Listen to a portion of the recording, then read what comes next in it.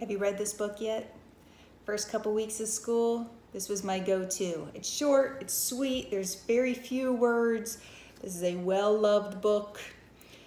The attention span of a 4-year-old to sit at circle time is so low. Keep your circle time short and sweet for the first couple weeks. This was my go-to book. We all know how it goes. Brown bear, what do you see? I see a yellow duck looking at me. Yellow duck, what do you see? I see a red bird looking at me. We all know this book, right? Once we get going with it and the kids start getting the rhythm and the kids start knowing it, I use it for my names. My last video, I got my games mixed up here, my songs mixed up.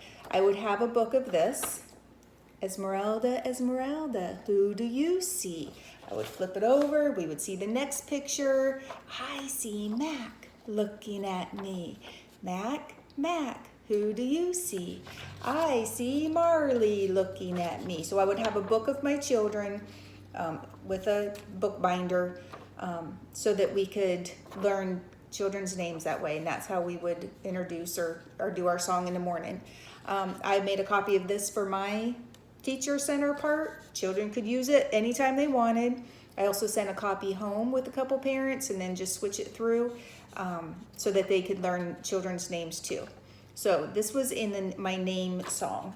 The Hickety Pickety one is a little bit different. We do Hickety Pickety about a month after we've done this, or a month or two, depending on my kids at the time. But Hickety Pickety goes like this. Hickety Pickety Bumblebee, won't you say his name with me? Mac. Good. So you can do different things. Hickety Pickety Bumblebee, won't you clap his name with me? Mac. You can also clap, you can pat, you can tap, however you want to do it, however you want to sing it. You can whisper it. Won't you whisper his name with me? Mac. If your kids are really loud, you could whisper it. So here is my sign for this, or here's my book for this. I had 18 children on their page, and I made sure the children in the back could see, so you could make this bigger if you wanted a bigger book.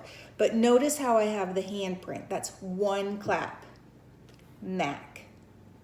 They clap one time. Well, when you have like Esmeralda, how many claps does Esmeralda have? 4. So now we've got some literacy going on. We've got some math going on. So, Hickety Pickety Bumblebee, won't you say his name with me? Mac. And then we all do it together. Mac. Good. Then we do the next one. Hickety Pickety Bumblebee, won't you say her name with me? Esmeralda. And everybody claps together. And that's how I introduce syllables into the classroom. It's probably the second half of the year, to be honest, not quite in the beginning, but this is a great way to introduce syllables. And cupcake, you can do Hickety Pickety Bumblebee, show a cupcake. Won't you say this word with me? Cupcake. How many claps does it have? But this is a great way to, if you've got somebody with another child in your classroom with 4 claps, look, the same 4 claps.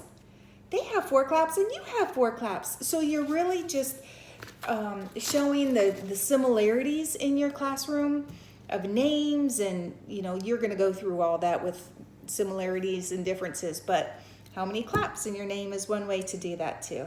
So I just wanted to clarify this. This was my brown bear name recognition. This is my Hickety Pickety name recognition. I hope this is helpful to you.